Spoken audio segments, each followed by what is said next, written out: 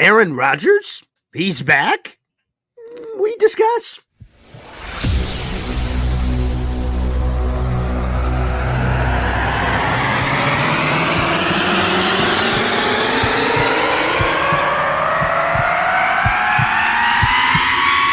Zoinks! It is unequivocally the Super Bowl for New York Jet fans. Field Yates, baby. Field gosh darn Yates. Let's bring him on the show. Come on, people. Aaron Rodgers is joining the show. What's up, Aaron?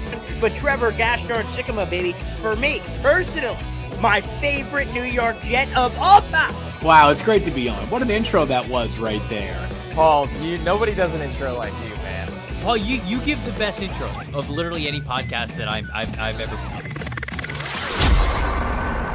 I'm gonna lose my gosh darn bananas.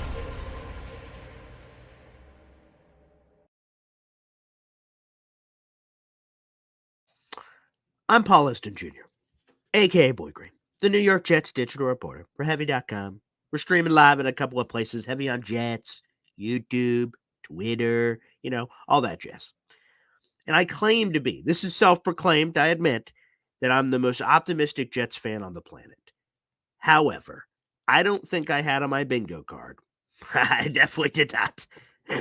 Excuse me. By the way, doctor diagnosed me with bronchitis I've had over the last month, so we're powered through. So I guess I can't laugh too hard. But, on September 11th, Aaron Rodgers tears his Achilles 4th place in the season. So obviously did not have that on the bingo card. But Wednesday, November 29th, Aaron Rodgers returning to practice and populating my timeline with throwing and pictures and God knows what else. We need to discuss this. Matt O'Leary, one of the greatest New York Jets content creators that God ever put on this earth. Let's bring him on the show. What is up, Matt O'Leary? Good morning. I am so excited to be on with you today, Paul, and to get into Aaron Rodgers tossing the old pigskin around yesterday. How about that? I'm going to be honest. I think Jet fans needed this, quite frankly. First off, we're in the middle of a 4-game losing streak. Things are bad. Hell, I saw it, Matt, although apparently you're catching a lot of flack for it, so God bless you. But you dropped the mock draft, and I'm kind of fun with it because I'm like, how could you not peek at Tankathon during these times and just take a little gander?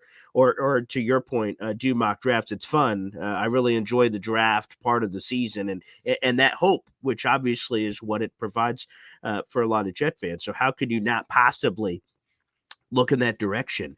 But in the middle of all this darkness, I guess pun intended, that was unintentional at first, but pun intended, I suppose, that in the middle of all this darkness, we get Aaron Rodgers returning to practice, his 21-day window opening up here earlier than even what Jay Glazer said. Jay Glazer said at the earliest, Aaron Rodgers was thinking about his birthday, which, by the way, is still a couple days away, or whenever it is, December or something, that it's coming up, and that he's doing it even before then. So this is, first off, I think it's Steve Gelbs put it well on X, Twitter, whatever the hell it is, that regardless of what Rodgers comes back or not, the fact that what I just said, that he's practicing on November 29th, week 13 in buildup, that's unbelievable, man. This defies modern science. No, it really does. And I wish that could be the takeaway that everyone has, but unfortunately, I've seen a lot of the Rodgers haters out and about saying that he was either faking the injury or this is all just some scam to get attention. And I'm going to be honest with you, it was a little frustrating reading all that because I'm just sitting here thinking, why can't we all just be like, hey, he may play, he may not play in an actual game. But the fact that he's out there 79 days later throwing the ball around, like, that's pretty cool. And why can't the takeaway just be like, oh, he's out there throwing after, almost 80 days after surgery. Oh, that's cool. And then scroll on and that's it. Like now, not this whole, oh, well, it's a conspiracy. Did he actually tear it? He really had a high ankle sprain. And I could just really do without all that. I don't know your take on it, but yeah, concur. Yes, hand up. I would prefer a lot of that action. I don't know if it's, excuse me. Sorry. Gotta power through. I don't know if it's the New York Jets thing, so like easy punching bag, or it's Aaron Rodgers, or it's a combination of both of those powers coming together, bringing all these terrible people all together for that part of the equation. But yeah, it's terrible. It's not fun. It's It's just kind of a Debbie Downer on what should be like an incredible sports comeback. And I can see now with the reaction, with some of the reaction, I suppose, to your point, that man, no wonder Aaron Rodgers wants to play in a game just to show the people take a suck on this, pal, and then just to be in a game. Now, obviously, there's a lot of risk. Saleh says there's zero risk to the practice element, which I think some people were kind of uncertain of.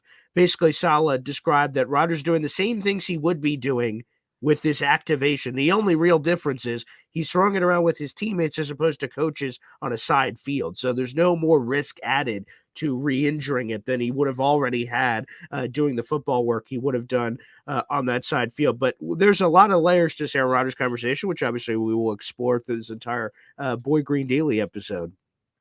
Do you want to see him back this season, Matt O'Leary? Wow, well, getting right to it right off the bat. This is why you're a man, a man with a plan, things you love to say.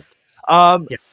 A part of me does, but at the same time, like, I don't know how much sense that really makes if you're out of it. Like, what's the Jets record going to be when they're going into that Commanders game?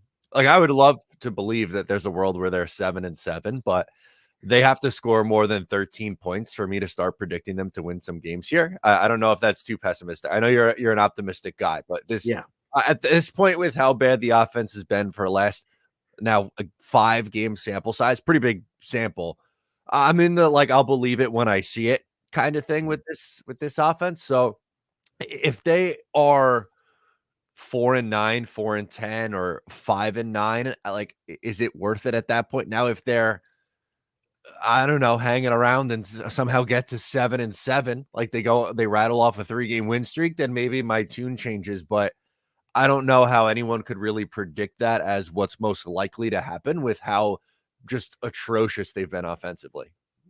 Yeah, see, that's where I'm as the optimistic, positive guy in the room. That as much as I want to say, the Falcons, they're a sub 500 team that happens to be in first place. Can we be in the NFC South, please? But that's neither here nor there, I suppose. So you have this Falcons team that's super talented. They got talent on both sides of the ball, but wildly inconsistent. If you look at them all season, just wee, and that's because of their quarterback position, which, by the way, is a Desmond Ridder. That's part of the reason, too. Arthur Smith is a crazy bastard. So you got them. You got Houston, who's really talented, too, but they got a rookie quarterback, and you'd think that Saleh might be able to cook against him. But again, ultimately, as I go through each of those teams, more so Texans and Falcons, some of these teams can put up points. And then all of a sudden, the Jets defense can only do so much as we saw. The Dolphins game was 10-6, and that included a defensive touchdown, for Pete's sake. It's hard to see how they're going to score points going on this run because I'm going to be honest, I said the same thing about the Raiders. I said the same thing about the Chargers. I said the same thing over these last batch of games that they lost. Oh, wow, they could – maybe we're feeling slightly differently because we went over the playoff possibilities on yesterday's episode, and basically to win out, it wouldn't even be 100% chance of making it in because of some of the key head-to-head loss tiebreakers. The New York Times playoff predictor in a win-out scenario gave the Jets about an 80% chance, which looks really good.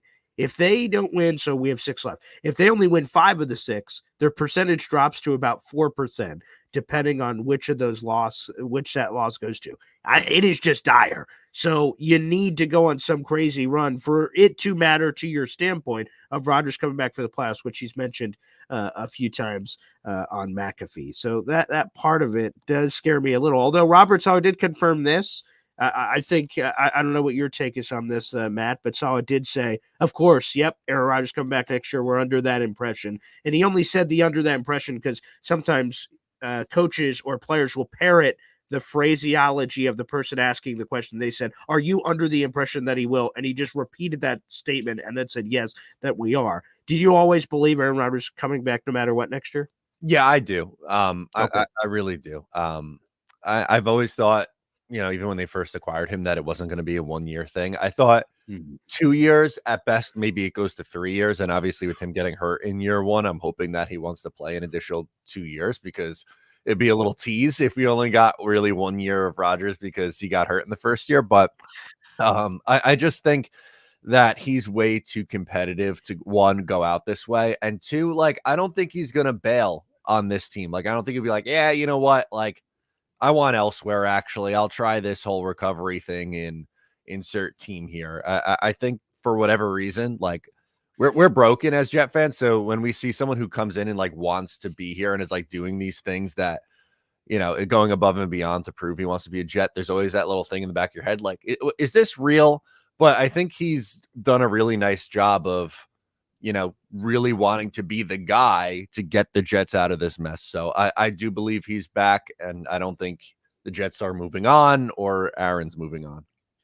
Let me ask you this season, so obviously mostly non-Rodgers, although I guess we'll see how the rest of this plays out. It even surprised. I thought he was always going to practice, but this early surprised me. But putting that aside, did this year, with removing Rodgers from the picture, who was supposed to be in the picture, expose all that is wrong with the Jets in almost, again, optimistic silver lining way of, oh, now we know what we have to fix? There are some people, I was not in this camp, so I can't vouch for this, but there are some people that believed the go-in year was really 2024. Like 2023 was cool, but it's the first season. It's the LeBron James, Chris Bosh, Dwayne Wade first year where they got all the way there, but they lost. So like they didn't have the right juice and all that. And it was the real contending year was going to be 2024 anyway, before this injury, is what some Jets people believed out there in the universe. So if we're playing in that water, which again, I wasn't. I thought they could go for it immediately. But if we're playing in that water and we saw all the issues, first off, do you believe the Jets can fix the issues that have been exposed and revealed this year during an offseason? And then as soon as Aaron Rodgers returns to the kingdom, that 2024, they're immediately one of the top Super Bowl contenders. Is that possible or unrealistic?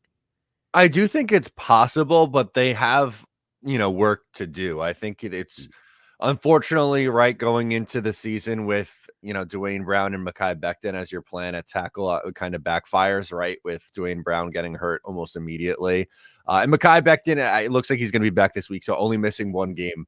I think you'd probably, sign up for 16 out of 17 from Mekhi in his first full year back. So I'll say that's a plus. But the offensive line injuries in general, I think they have to really do pretty much everything in their path to just get as much talent on this offense as humanly possible. And I do think that Aaron Rodgers can overcome Nathaniel Hackett. I'll say it that way. Just because how Hackett's going to do it with Rodgers is going to be very different than how Hackett's doing it with Tim Boyle and Zach Wilson. Like, he'll pretty much give Rodgers the formation, and then Rodgers will be making the calls at the line of scrimmage, which, all due respect to Zach Wilson and Tim Boyle, they don't really have the cachet to do that. So I think that's going to be an added bonus on the offense, but they also need some more weapons here. Specifically, in my opinion, the wide receiver room needs work. They definitely need, I'm going to say, like 2 receivers, probably at least going into next year. And they need to rework that offensive line a little bit, because you have Joe Tippmann, who looks like a stud at center. That's awesome. AVT, Laken Tomlinson coming back, but there's some question marks in some other areas on that offensive line. So if they improve both those things, I think they have absolutely a chance to be a contender. Yeah, I can't remember as I was trying to pull up your mock draft, so you'll know, obviously, as one who did it. I think I'm willing to use every single draft pick on the offensive side of the ball. Is that what you ended up doing on your mock?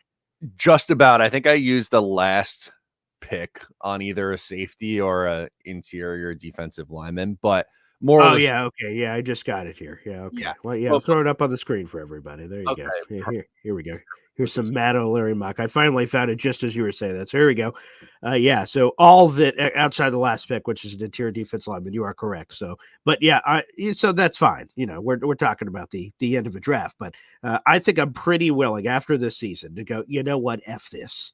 Yeah, let me blow that up even more so people can see that. But I'm just saying, like F this. Like, let's literally invest every resource, because, within reason, to your point, either this or safety or something to that effect, you could go, you could kind of, want a little bit more. But I'm kind of perfectly comfortable running that unit back out with slight alterations. We'll see, do you bring back Chuck Clark and things of that nature? Whitehead goes out, blah, blah, blah, blah, blah. But, Jesus, give them everything. Give them all the building blocks, the Lincoln logs. Let's build this thing and give it all the TLC that it desperately deserves. So I'm kind of in that camp right now. Yeah, I think you have to be, right? Outside, for me, my biggest thing is you have to make a decision on defense. You have to make a decision. Are you keeping Jordan? Are you going to re-sign Jordan Whitehead? Or are you going to bring back Chuck Clark? And then Do whatever you freaking can to get Bryce Huff back. Other than if you do both those things, right? If you bring back Bryce Huff, everyone else stays, it's status quo everywhere else. I am more than thrilled with the defense. On the offense, again, they need to really, really invest in that offense. And that's why I'm a big proponent of that first round pick in 2024 has to be something to impact the 2024 New York Jets. Like, I'm not team draft a quarterback to have him sit behind Aaron Rodgers because I don't like the 1 foot in, 1 foot out of going. Agreed. I think you have to, put your chips to the table and say, this is one of the worst offenses in football. Let's try to get it up to NFL standard here in 2024. Yeah, just to come off that, I'm not going. I love this guy, Rich Eisen. He recently talked about it on a pod that, he apparently his take is taking a quarterback early if the Jets are in position to do so. And he said if Aaron Rodgers is bothered by it, he told him to get a stiffer drink. And I'm like, that to me, just to put him in the Jordan Love situation, right? Like to be a dick, like, hey, well, suck it, pal. We can do whatever the hell we want. I just, after seeing that year of offense, I think it'd be neglectful, quite frankly, to not take an offensive line, to not take a receiver. You'd have to be in such a position to me that the Jets are at 12, 13, 14. We're literally they miss out on the entire run, and they have no choice but to go in some other direction. Before, honestly, I would consider that day 2, or if you do a trade back scenario, right? Like you miss out on the top true blue chip guys like Marvin Harrison and then some of the top offensive tackles, things like that. And you trade back for a quarterback guy, like they want quarterback, you move back, you recoup the second round pick, and now you have picks to play with back there in day 2. That's something I'd entertain as a quarterback to develop. That's probably the quarterback room. Rodgers, proven veteran of some kind, and then draft pick QB3 developing in a Rodgers room, which could only be beneficial. That's where I stand as well. So I think it would be, I don't want to say pissed, but I'd probably be pretty like, man, unless I just love the quarterback, I guess I'd be pretty like, wow, man, this all-in year. And that, your first round pick, that seems pretty arrogant. It's like the Will McDonald pick, which in some respect felt arrogant. Like, wow, you thought that you were so good everywhere else that, this would be pretty good in a couple years. Like, ooh, that right. And the funny thing is, so many Jet fans took issue with that pick, right? Like even throughout the year when they were struggling, he's like, oh, great. Like, I'm glad we have Will McDonald who, like, let's be honest, Will McDonald's looked better the last few weeks. And I think he's going to be a player, but you're like, well, I don't know, man. I'm watching, Zay Flowers or, Jackson Smith and Jigba catching all these passes. Jordan Addison. Yeah, like all these receivers, who are helping out offenses, and the Jets are, rubbing 2 nickels together trying to get something going offensively. So it's, I don't know. And that's not like you can't take a quarterback at any point in the draft. Like if you move back, take one in the second or third round, man. Like and just have him sit. But that first round pick, I think, has to be something to improve your 2024 offense. Okay, a couple of quickies here. So you mentioned Bryce Huff. By the way, shout out to Rich Sabini. Freaking love that call. Oh, that was so. If you guys haven't seen it, check it out. I tweeted it out. I saw Bryce Huff just liked it. The beginning to Rich Sabini's story is talking about all the heartbreak for Huff of of the draft, of like walking out of his house, going to a wooded area, climbing a clay hill, and just like looking out into the dark abyss after not getting drafted. And he said, according to Rich Mini, so it must have been for Bryce Huff, obviously. Bryce Huff just sat on that cliff for 2 hours staring into the darkness, go figure again, staring out there and just trying to figure out his life. So I freaking love Bryce Huff. What a cool friggin' story, undrafted, bring him in here, homegrown talent. But tell me the confidence meter, 0 to 100%. 100% confident, so it's 1,000% going to happen. 0%, there's no chance he's totally gone. What is your confidence meter at this moment in time that the Jets will re-sign Bryce Huff this offseason? And put it at 60-40. I lean I think he's coming back, but I'm not going to be like, oh yeah, that's the most confident thing in the world. I really think that is such a slip up on how they've handled it for years, really. We've all been yelling hey, this guy should play more.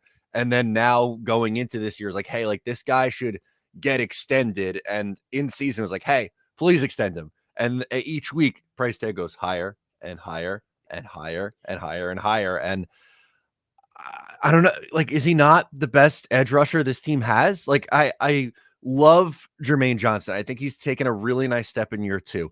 Will McDonald obviously has a really high ceiling, and he has flashed, and they have a lot of weapons on that defensive line, but he is just so good. Like, to me, it doesn't make sense to be, oh, yeah, we have these first rounders. Great. But you're going to let your best edge rusher walk? Like, I don't know. I think they have to do whatever it takes to bring him back. He's that good. With that being said, quick follow up. Franchise tag, would you be willing to do that if it came to that? If it came to it, yes. I don't want him to leave. And I believe the franchise tag is like 17 million for an edge rusher. Pretty sure. I think we'll see what it updates as. It updates every year. It floats in between like 17, 19, somewhere in that ballpark. Right, which I'm more than okay with. Yes. Okay. Absolutely. Another one I'm curious about, Mekhi Becton. So, like, a lot of people are split on him, naturally so, I suppose, because he's been more healthy this year than almost any year of his entire career. What do you do with him? He's a pending free agent. Like, is the franchise on the table? Is that totally not on the table? Like, because if you don't, Dwayne Brown, again, as I've joked before, but kind of true, he's closer to death than birth. Then you have Mekhi Becton, who's also a pending free agent. You look at offensive tackles, you would have, in theory, if you don't touch Mekhi, you'd have 0 of the offensive starting tackles you start with the season. That's unless you're pulling off a 2006 Jets draft of DeBrickashaw Ferguson and Nick Mangold. It seems like a lot of cards to leave unattended on the table heading into this all-in Aaron Rodgers year. So I think that puts some additional pressure there. What's the thought on Mekhi Becton here? Yeah, Mekhi is a really challenging one, I think, for at least for me personally. I really like Mekhi. I was rooting for him going into this year, and I'm happy that it looks like, and again, fingers crossed, like he comes back this week and plays the rest of the way. 16 games would be really nice after missing the first 2 years. But I'd be lying to you if I said, okay, like I'm completely comfortable giving him a long-term extension now after this one season. But franchise tag is going to be crazy expensive for a tackle, so I don't really want to do that either. I think my favorite option is like a bridge kind of deal or a prove it kind of 2-year deal. Because I don't think it would be wise for the Jets to be like, all right, we're going to give you, we'll call it like a 4-year contract extension. We'll pay you the big money to be the franchise left tackle. While I'm happy he did it this year, I don't think it's enough of a sample to say, okay, yep, that is definitely enough to invest in. But then if you let him walk, as you just mentioned, now you have 2 holes to replace. You have 2 tackle options that you have to figure out. So I think that's going to be one that gets batted around a lot this offseason, and it's not as black and white as you absolutely have to bring him back or you absolutely have to let him walk. I think there is a lot of gray area in this one. I love your idea. Will Mekhi Becton love your idea? The allure, right? It's the grass is greener on the other side. So I'm standing on this side of the road. Jets go, we'll give you a 2-year deal of solid money. And then he's like, He looks across the road. He's like, squints a little. He's like, ooh, unrestricted free agency. A 25-year-old tackle hitting the open market with millions of bidders for a scarce position. I get the injury, so maybe everyone will feel the same way. But crazy shit happens in free agency. That's the part that scares me a tad, because if he goes there and then just leaves, that just the thought of like, wow, we're placing 2 starting offensive tackles and you don't have a second round pick right now. I'm like, boy, son, the gift of God. Bryce Huff has to strike down an offensive line for me to start feeling really good, because that's just starters. Go beyond depth. Obviously, you got to get rid of Billy Turner and some of those kind of scraps, but that's even beyond of extra stuff you have to do. That just scares me a bit. I totally get it. Again, it's complicated. It's not a simple solution to this one, and there's risk involved. Like, if you do give him that, the big extension to stay, be like, okay, like we have that figured out. But in the back of your head, you're like, this guy's missed a lot of time in the last course. Year. So thank God we're not in that position. We just got to play mock GM over here. This is a lot more fun in this space. You know what I mean? The words out of my mouth. I was just gonna say I'm happy I'm not Joe Douglas for that one. Yeah, that's right. All right, Matt, let's wrap up here. First off, 2 things. One, will Aaron Rodgers play this year? Not what you want. Prediction: will he play this season at all? A snap? It doesn't matter. Will he play one more snap this season? I'm gonna say no. I don't think so. I think he sticks in practice, but I don't think the Jets' record will be good enough to justify him coming back when he's ready to. So I think they'll kind of shut it down after that. Fair enough. No worries here. Let's slap the cheeks and get ready for 2024. And then final one, the Falcons logo above your head. We'll get more into it because we'll have Myles Garrett on the show tomorrow. We'll be talking about some Falcons action. So, Matt, prediction, Jets-Falcons. What are we getting? Give it to me. A game that sets the NFL back 40 years. First to 16 wins. As I said at the top, I would love to come on and predict that, the Jets are going to win this game and get their season back on track, but the offense really has to prove it to me first. And I'm sorry, I don't really have a lot of faith in Tim Boyle. So I think I'm going to end up picking the Falcons in a low scoring 16-10 kind of game. I was hoping you were just going to come out and say, yeah, I have the Jets 45-12. I was going to go I would love it. yeah. I wish they could put up 40, but they have to scratch and claw to get to 14. Yeah, it's button from the rough out there, Matt. Yeah. Both for us covering it and the Jets offense out there. It's tough. Well, we'll see what happens. Matt, it's always great to reconnect, buddy. I love it, and we'll have to do this again soon, pal. Sounds great. Thank you so much for having me on. Really appreciate it, my friend.